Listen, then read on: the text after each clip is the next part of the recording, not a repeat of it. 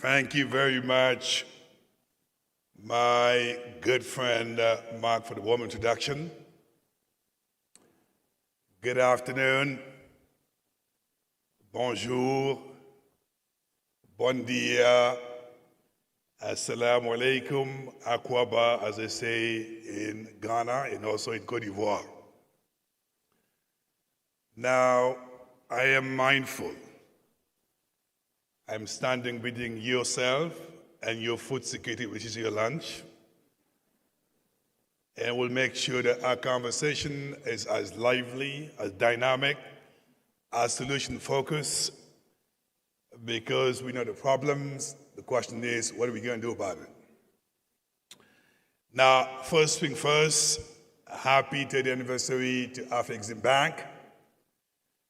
I want to be just like you when I grow up, because of what you've done for Africa, but also the difference you make across the African continent. And I believe they deserve a round of applause for the great work they've done for the continent of Africa. When you come to food security in the African continent, the problems are known. Africa holds about 60% of arable land and water. Africa is impacted by climate change. We don't invest enough into our agriculture. We need more resources to actually modernize agriculture. And we need more infrastructure to support our ambition for agriculture. I am saying all that because I don't want us to focus on the problems. I want us to focus on what are we going to do about it to make sure we can feed ourselves as a continent. As the president of Niger said, it's about time for Africa to feed itself. I am delighted to invite on stage our distinguished panel to unpack those challenges and give us different perspective from a global African perspective to the private sector, but also to the research institutions. So put your hands together as I welcome on stage our panel speakers, starting with Commissioner Sako from the African Union. Commissioner Sako.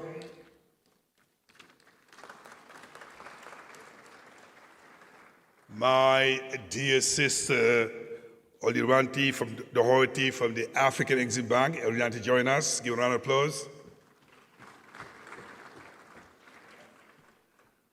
Of course, we have to get the perspective of the private sector.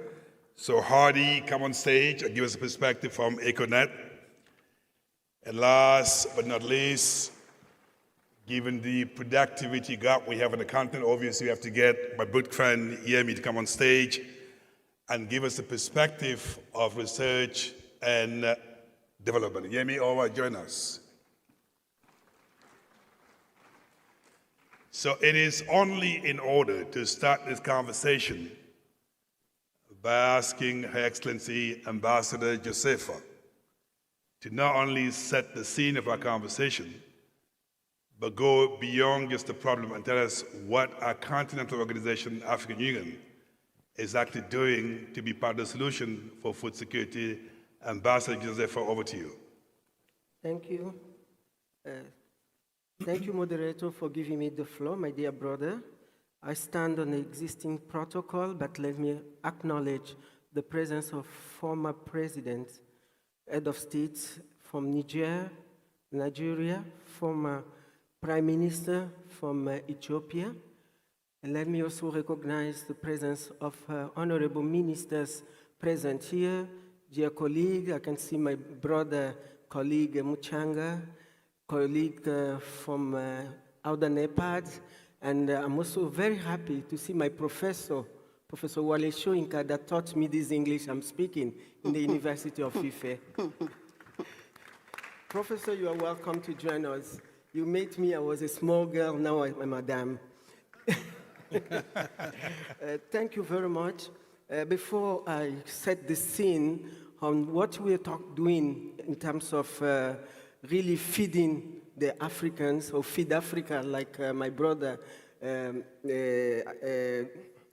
Adesina has a program, Feed Africa.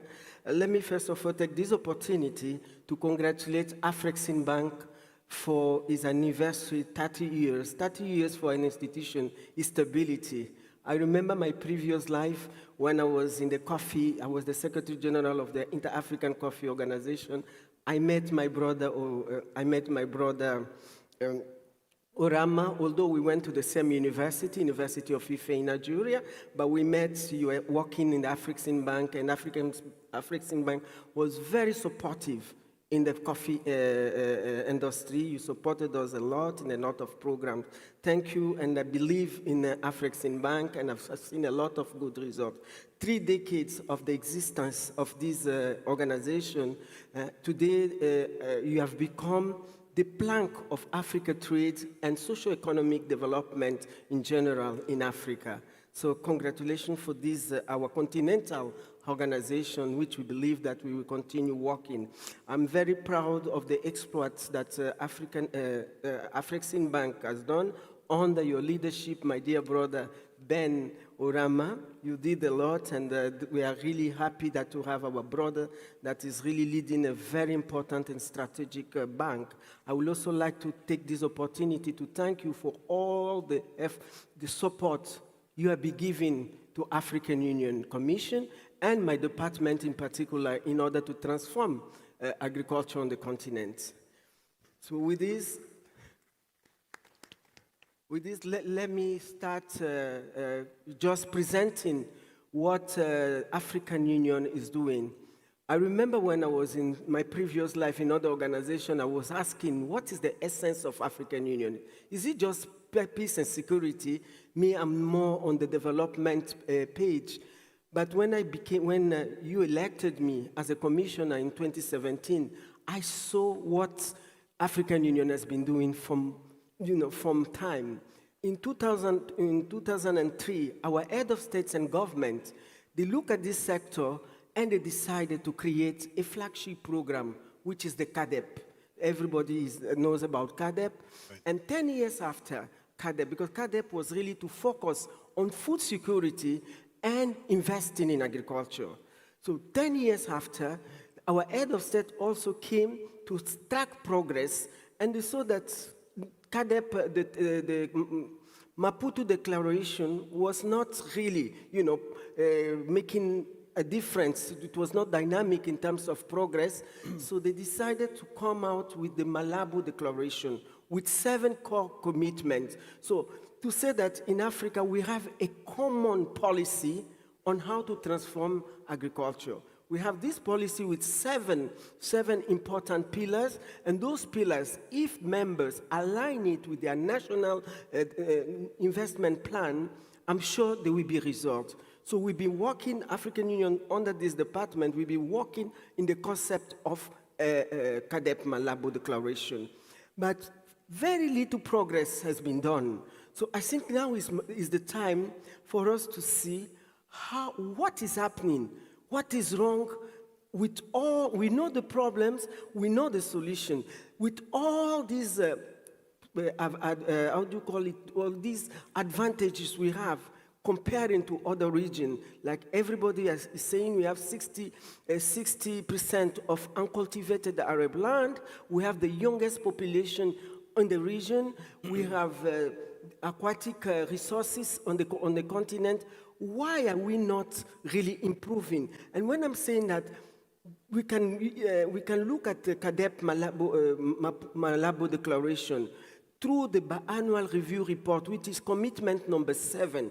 And this is a report that we submit. I'm happy to see His Excellency Ale Mariam was the first Vice President, Prime Minister of the Republic of Ethiopia, that presented to his peer the first edition, the inaugural edition of the progress. This biannual review report, we have all the indicators, 43 indicators, in all the ecosystem of the food system. But things is not happening. Now, this Malabo Declaration is a 10 years action plan to implement the African 2063, our Agenda 2063, our Agenda 2063. Are we on track? We are not on track. So we have just 3 years, let me say 2 years, to finish the first phase of Malabo Declaration. If you look at the report that we submitted in 2021, the results were very bad. Only one country was on track to end hunger by 2025. I think we need to really speed up before we go to present another 10 years action plan. We need a study. We need to track what went wrong. But still, I believe that this initiative, this Malabo Declaration, it's really the way forward. But let us really try to contextualize it, mostly now that we have the two shocks that expose our vulnerability, that we are not able to feed our people. So I think it's the way forward that we can go. I think I will stop here before I go to the programs. Excellent. Well, that is certainly a good way to set the scene by talking about some of this policy dysfunction, but also what our union is doing about. But maybe, Commissioner Sako, I can push you a little bit and then get to the specific initiative that the African Union is actually undertaking in making sure we feed ourselves as a country. Maybe if you can just share one or two initiatives that is part of the solution. Thank you again. I will say that in terms of what are the programs for us to mitigate all these clashes, mostly we have the conflict, we have climate change, we have the Ukrainian conflict now that just came from 20 to 23rd. We have got these two big global crises. The first one, we were saying, even before the pandemic, we were saying, why should Africa, with all this potential, all these comparative advantages, continue to import foods? 38 countries in Africa are net importer.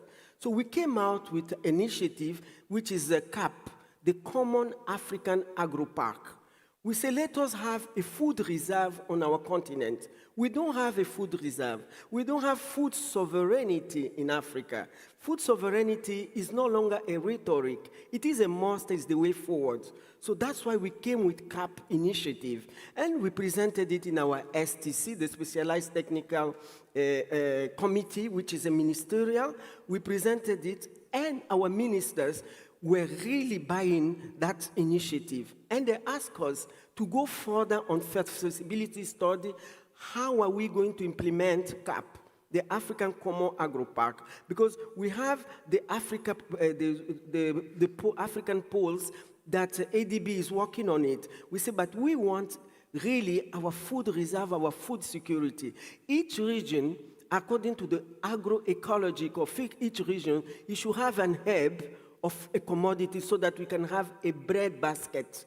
That is the essence of reducing imports. So we have it now, and we were able to have all the support from the AfreximBank to build a secretariat, which is here, and the father is hosting this secretariat, so that we can start, having our own food sovereignty and triple, because one of the pillars of CADEP, I think pillar number 5 of the Malabo Declaration, is tripling intra-African trade by 2030 in order to create employment and reduce poverty. So all this is also aligned with the SDG agenda. So we brought this CAP, and then we are working on the CAP now. We are working on the CAP. We have a steering committee that is, composed. We have our steering committee that is composed of African Union, ourselves. We have the African Development Bank who join us in the steering committee. We have the AfreximBank, Howden NEPAD, and we have the NEPAD and the FARA that is doing the secretariat of that action. UNIDO has joined us for this important thing. We are engaging ourselves with the World Bank also to join us so that we can really make sure that we are preparing an enable environment for business in order to stimulate business, because this is not ours. It is a private sector facility, because the agro industries parks need to be the private sector. So we are on that, and we are really asking, many our citizens to come and join us in this initiative. We believe that if we have it, we will not be dependent on the importation. Because what we're saying is that we were exposed during the COVID-19 pandemic, because most of the West African countries, when they wanted to import rice to the traditional market, which is the Asia, everything was banned. The export was banned because of the COVID. So we could not have access to rice. And then we came now with this recent crisis, Ukraine and Russia. We are dependent, 30% of the cereal we eat, we depend on that market, the Ukraine. We depend on them for fertilizer as well. So those are the type of initiatives that we really want to push it to get our own food sovereignty and our food reserve on the continent. The second one, it is about fertilizer. I'm happy to see Baba here, because he's one of the first presidents that called for a meeting, a summit in Abuja 1, in order for African farmers to have access to minimum of 50 kg per hectare. So that's the declaration, the Abuja declaration. We are building on that, but we are not on track, because today when the medium utilization of fertilizer in other regions are 150 kg, we are just 18 kg per hectare. So we are organizing our summit. We were supposed to organize it in September, in June, but due to some constraint, Senegal declined. Now we are in conversation with Kenya so that we can organize it in October in Kenya. Thank you. Thank you very much. You certainly suggested a lot of avenues for solution, from policy to food system, but also the initiative of the private sector. We're going to stay on the continental perspective. I'm going to move over to you, my good sister from AfreximBank Advati. My question to you, in the short term and the long term, what is the bank doing in making sure we actually boost food security across the continent? Share with us some of your great ideas you have at the bank. Thank you very much. Good afternoon to everyone. I would like to stand on existing protocols. It's a pleasure to be here to be talking about this very topical issue that is dear to the heart of AfreximBank. As you rightly put it, at AfreximBank, we've approached food security with a two-pronged method. The first is a short-term method. How do we ensure we feed our people? How do we ensure we keep the continent moving? How do we ensure, in spite of COVID, Russia-Ukraine crisis, the continent continues to receive adequate grains, adequate fertilizers that our people need? The second approach for us is a long-term approach, which says, look, we cannot continue to import food.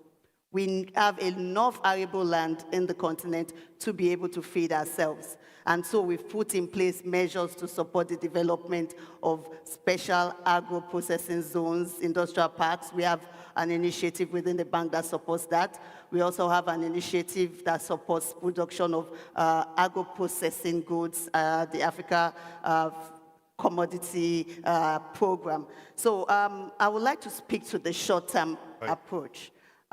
We all know what happened with the Russia and Ukraine crisis, how there was a lot of pressure in terms of getting food, fertilizer, and other necessary grains to our member countries, to people across the continent.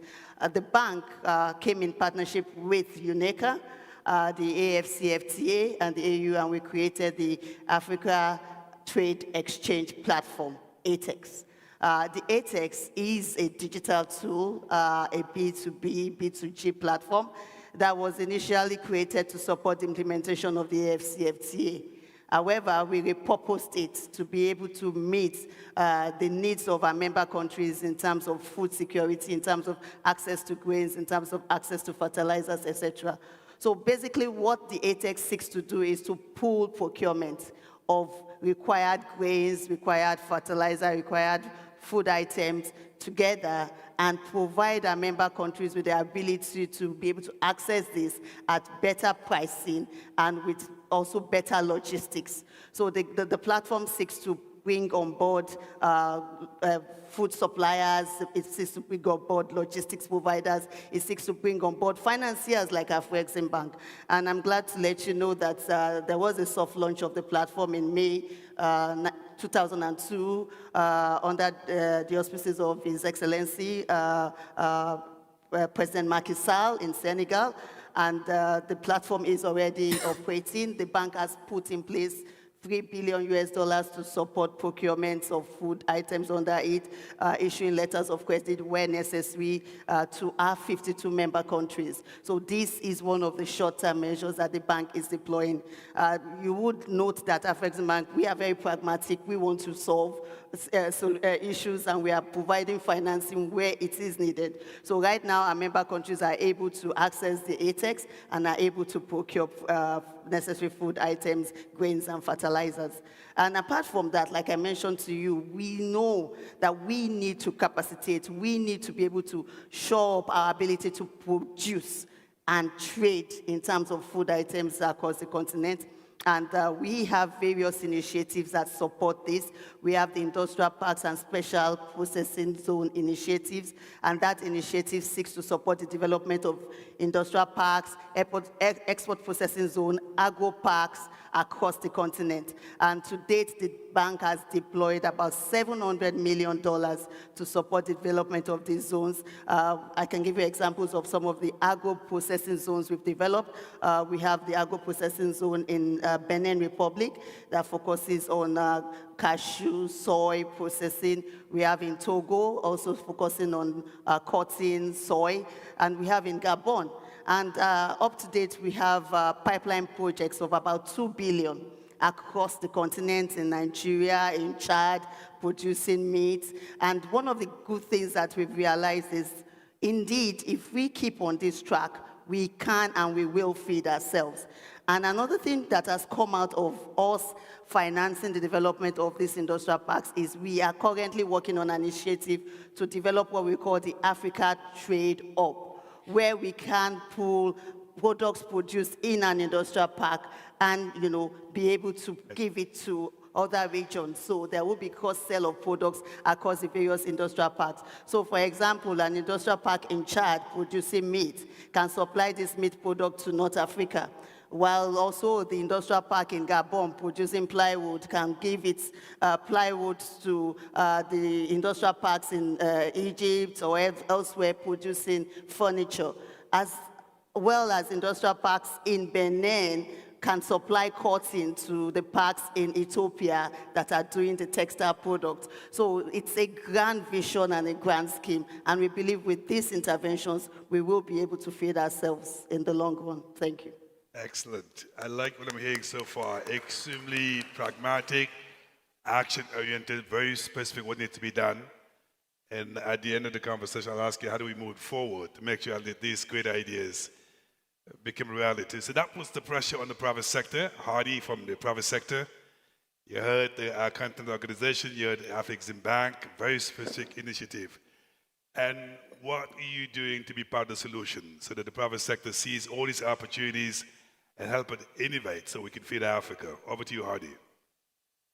Well, thank you very much. Dr. Orama, congratulations. 30 years later, we are so proud that we have our own bank that we own and that we can be so proud of. So really kudos to you. I'm probably not the right person to be on this panel. So when I was told to be on this panel, I thought to myself, I'm a tech entrepreneur. I run one of Africa's largest technology groups. And therefore, what right do I have to come and talk about Africa feeding itself? But I want to take you on a journey. It's a very short journey. In 1993, 75% of Africans had never had a phone ring. Not have a phone. They had not had it ring. Last year, Africa recorded the largest number of smartphones in the world, 500 million.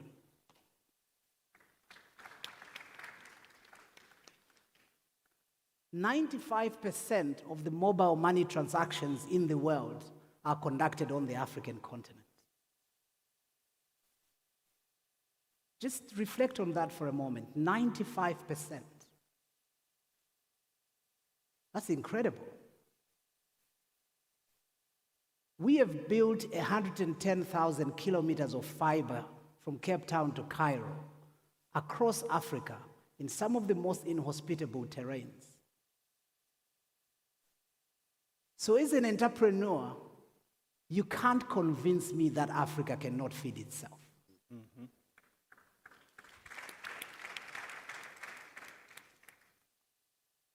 I think what we require is to make young people understand the opportunity of entrepreneurship that agriculture presents. Because we go around, we talk about the demographic dividend, and yet we are not harnessing the 65% of these young people to get them to become agripreneurs. And that's why we as the Econet Group, as a technology group, are supporting an annual prize where we are giving young people $50,000 to go and start an agri-entrepreneurial project that changes the way that agriculture is being done in their country. Because the problems from where I sit are really that we need to solve. We don't have a wicked problem. The solution has been found. It's a problem of productivity where we've got low yields. We know that we've got a problem of low mechanization.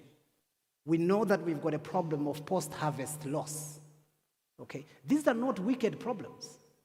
These problems are much smaller than the problems that we face in the tech industry when we need to just put 100 kilometers of fiber in the ground.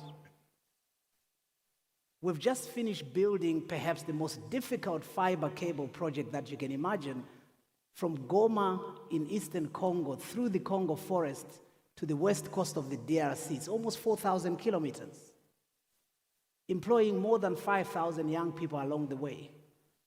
And the data that we were able to collect as we built, this cable is just how much we could do around agriculture as part of solving the youth unemployment challenge. So really, I come at this on one hand from an entrepreneurial perspective as the private sector. We've been able to demonstrate that between 93 and 2022, we can solve what was described then in 1993 as the most intractable problem in Africa, which was the problem of communications. Why can we not harness the same creative entrepreneurial talent that Africa is so full of in order for us to deal with this problem? We don't need another additional policy. We don't need another institution. We don't need another working group. We don't need another committee. We can feed ourselves. Right. I told you it's going to be a fascinating conversation, even though it's just next to lunch. And I like the fact that from AU to the private sector, it's all by extremely pragmatic. But you brought up a very good point, and that is, how do we make agriculture cool? Because in most of our countries, people go to agriculture if they have nothing else to do. Yeah. And how we modernize it to become a business as opposed to something that you do because you got nothing else to do. But I'll come back to you. How do we innovate to do that? So Yemi, you bring in a different perspective, equally important, and that is to say, our continent has the lowest yield and productivity when it comes to agriculture. So my question to you, being involved in research, with all the credibility you have, what do we need to do to boost our yield, our productivity across the African continent? Take it from there. Thank you very much. Good afternoon, ladies and gentlemen. It's a great pleasure to be here. Professor Orama, congratulations on your recent award as winning the Farah Leadership Prize, which was awarded to you in Durban last week. Are you going to take what? Congratulations indeed. Please give him a round of applause. He deserves that. To come to your question, Ibrahim, one of the reasons why Professor Orama was given that award is his dedicated leadership in promoting agricultural research and development. And in that context, just last week in Durban, when FARA held its triennial event, the Africa Prize that is funded by AfreximBank was launched to support agricultural research on the continent and to encourage research scientists to put in their best That's the first of its kind on the continent that will encourage African scientists to work more and ensure that they do their research in the best interest of Africa. So thank you very much. Now, coming to the question that has been posed, I will give 3 simple answers. Africa is confronted by what has been said by many as the yield gap. We cannot continue to produce a system where we are operating in less than 10% compared to those systems that sell food to Africa. If you take tomatoes, for example, everybody uses tomato in every household. The yield in Europe, if I take Netherlands, for example, Italy, France, it's above 800 metric tons per hectare. But if you look on the continent, if you take out the Maghreb countries and South Africa, the average is 1.5 metric tons per hectare. When you look at the cereal, it's also in the same proportion. Yeah. So we have a problem of the yield gap. Second is the problem of capacity gap, the capacity to deploy appropriate science. I always say that agriculture is not rocket science, but agriculture, for goodness sake, is biology. And without appropriate science, if you look at Brazil, how did Brazil get out of their hunger scenario? How?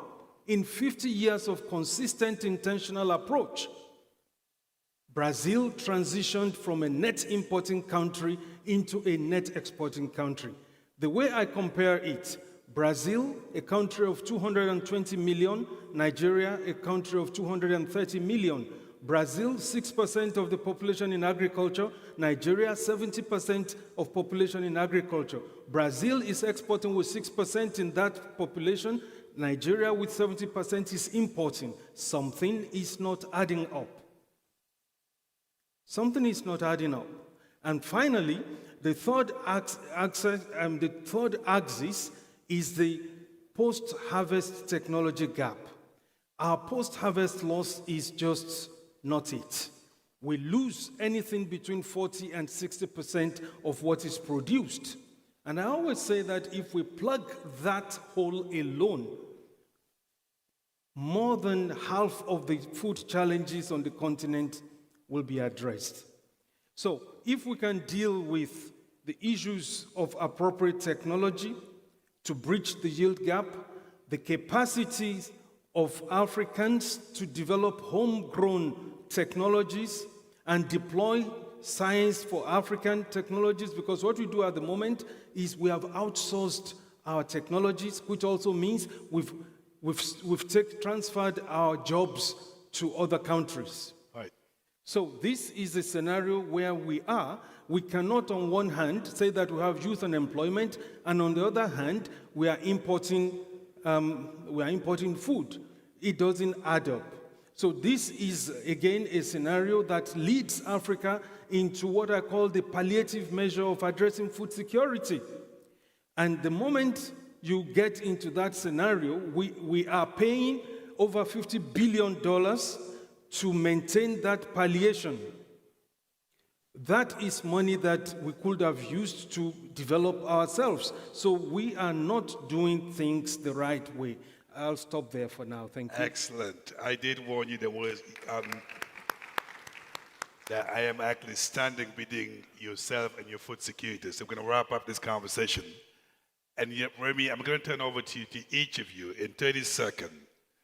What do you want us to take away from this conversation? I know you mentioned to me before, we have to talk the talk and walk the walk. Yes. We did a lot of conversation about these things. So in 30 seconds, what is the message you want us to take away from these discussions so we can feed Africa? Thank you. What my brother Hadi said earlier on, we are good in churning out nice themes, nice policies, nice panel discussions. I put it this way, we have enough of the blah blah, let's start the do-do. Until that happens, we will remain hungry. Thank you. Excellent. I like that. enough of the blah blah. Let's get to action. So, Hardy, what will be your takeaway from this conversation? So for me, two things. Let's get young people to love agriculture. They have the energy, they have the skills. Let's make agriculture lovable to the 65% of our population. So that's one. The second one is that the technology is here today that deals with yield management. The technology is here that deals with post-harvest loss. The people that we're talking about that are exporting food to us that we're importing, they are not doing it with technology that we don't have. They're doing it with technology tools that we have access to that we just need to implement. So for me, technology, entrepreneurship. Excellent. So, Ruati, what will be your takeaway from this conversation? Thank you very much. I think my key takeaway would be partnership. I think we've all talked about, using technology. We've talked about doing acting rather than talking. I've talked about our financing interventions. Ambassador Sako has talked about the policy. I think it's all in bringing us all together, working together, both the financiers, the policymaker, the private sector, the researchman, so that we can address this problem. But is it something that's insurmountable? No, it's something we can address. We have the skills here, we have the brains here, and we have our institutions. We have AfreximBank here, homegrown institution ready to support Africa, and we should come together and work together to do this. Thank you. Thank you. So, my good sister, Commissioner Sako, what will be your takeaway message from this conversation? Thank you very much. My takeaway will be we should avoid duplicating policies, frameworks. We should just align ourselves with the existing and under the platform of one organization, which is the African Union, because the African Union Commission of African Union is the only organization globally that has all the member states present. So we take our head of states and government, they take decisions there. So let this decision be the one to align in terms of what we do at home, in terms of what we do regionally. See if we want to go the way forward. Otherwise, we've been investing, repeating, duplicating, and we will not achieve the goals of Agenda 2063. And let us stop working in silo. Right. Let us work together. Let us synergize our effort. So if we don't do that, we will not go anywhere. And let us also take responsibility upon our own programs. African Union has a lot of projects, programs, but the partners, they are the one that finance it. It's a shame for us in Africa because what ownership do we have when somebody is really funding your own initiative at 85, 90%? So you cannot have the ownership. You will do the agenda of the foreign company, which is we should avoid it. Thank you. Thank you very much. It's an absolutely fascinating conversation. It's a very great takeaway. Number one, let's talk the talk and walk the walk, so implementation matters. Number two, let's make agriculture cool so that our young people can get into agricultural business. Third, let's leverage what technology offers to us so we can innovate to make sure we modernize our agriculture. Fourth, we can't do it alone. It's important that we use partnership to work together. Last but not least, let's not duplicate our policies. The African Union is here to lead so that together we can act, Africa can feed Africa, so you can go have your lunch peacefully. So thank you very much. Give a round of applause.